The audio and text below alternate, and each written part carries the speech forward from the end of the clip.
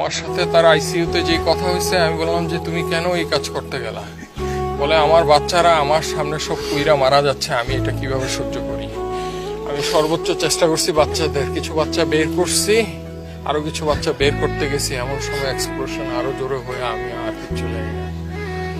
ওর ভিতরে সে নিজে পইরা নিজে পুরা ভাই 100% বার্ন হয়ে গেছে, পা থেকে মাথা পর্যন্ত চুল। শুধু সে বেঁচে ছিল, একটু কথা বলতে পারছে।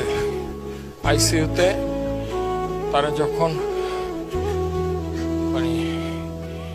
আইসিইউতে যখন তাকে চিকিৎসা নিছে এবং তাকে যখন লাইফ সাপোর্টে নেওয়ার আগ পর্যন্ত সে লাস্টে একটা কথাই বলছে যে আমার হাতটা একটু, ডান হাতটা দিয়ে বলছে আমাকে একটু শক্ত করে ধরো ডান হাতটা।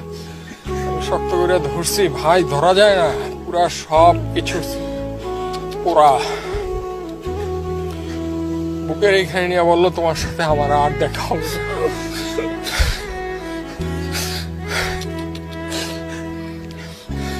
এরপরে ভাই ভেন্টিলেশনে নিয়ে যায়, এর 1-1.5 ঘন্টা পরে কার্ডিয়াক অ্যারেস্ট করে সে পৃথিবী থেকে বিদায় নিয়ে যায়।